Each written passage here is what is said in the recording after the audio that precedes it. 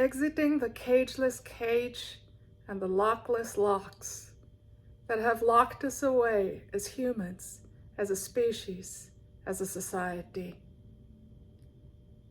Exiting the traps of human, the coin, the time clock, the schedule, the AI, the algorithm, the rule, tools that keep us trapped, locked in place, bowing in submissiveness to artificialities created by humans themselves. A few humans, of course, not the vast majority, but those who believe that they can rule over us and rule and overrule ourselves, and often put in place traps and tools to take the place of not God in the universe who brings love, kindness, compassion, and caring, but regular tools to which humans bow to, or are forced to bow to, and live life in struggle and in survival. The traps of human and other artifacts contained within. The Ferris wheel of expectations, the merry-go-round of assumptions.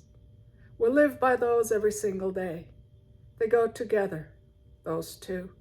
They form and hold us locked in place like a gyroscope, spinning, spinning, spinning, often powered by fear, fueled by fear. And so we remain locked in place. Inside those, we continue to be told to think less, to stop thinking.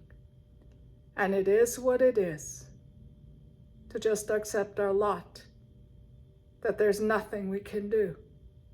In essence, we're being told to get out of our heads, drop into our hearts, but whatever that becomes is not true feeling, because those are bound and limited and boxed and burdened in countless ways. But we are told to give our power to others, someone or something thinking for us, not just another human or some avatar of human. But these days, in the 21st centuries, algorithms, computers, a robot. We actually even see sometimes the humans having to tell the robot that, yes, I am a human.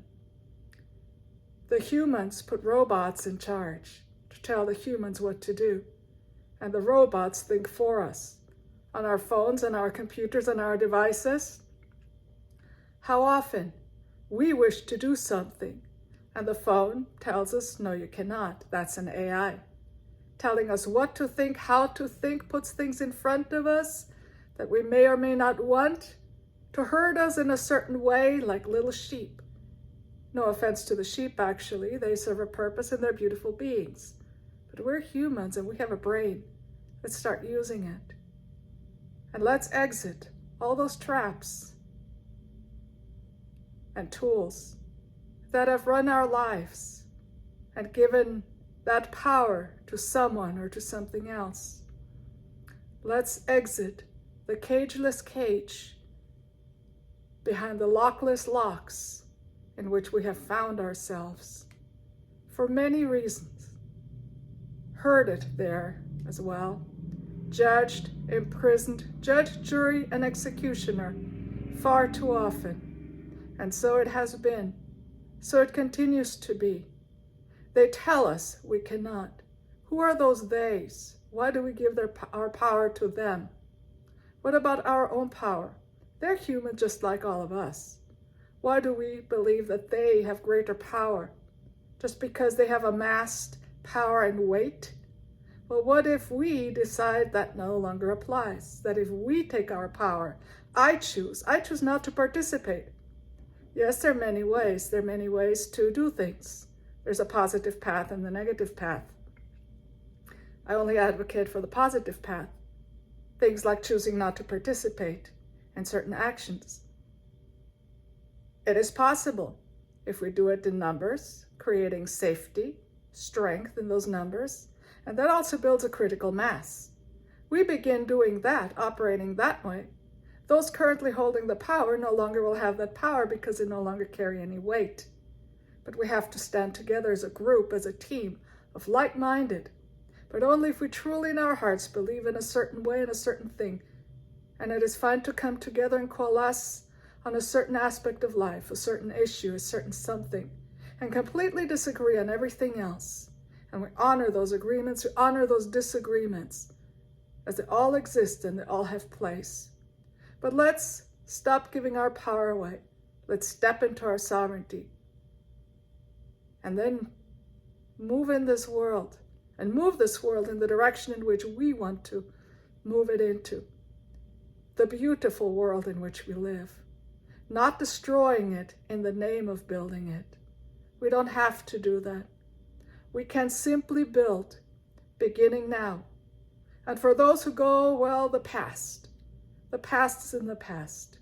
That is the magnificence of a linear timeline in which we live.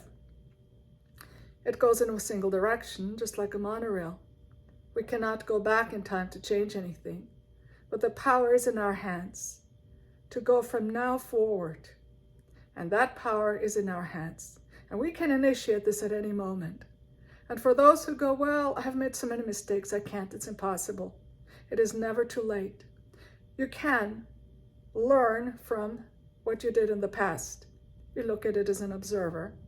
You take a look, okay, why did I fall off the bicycle? Was I going too fast? Was I tilted off to the side? Was I not paying attention? And so forth. And you get back on the bike, and the next time you do so, you do something a little different. And sometimes there will be that wind gust that you could never see, and that's fine too. So you use the past as a lesson, as a tool, as a way, as a teacher. And then you change something within you. And don't judge yourself. We are here to learn. Some people call this Earth School. So when we are in school, that's an opportunity, and no, there's no such thing as a test. We can simply do that. We can challenge ourselves, but that is not a test or a pass-fail. But we can choose to do something in our lives. So we can take back our sovereignty. We can shift ourselves.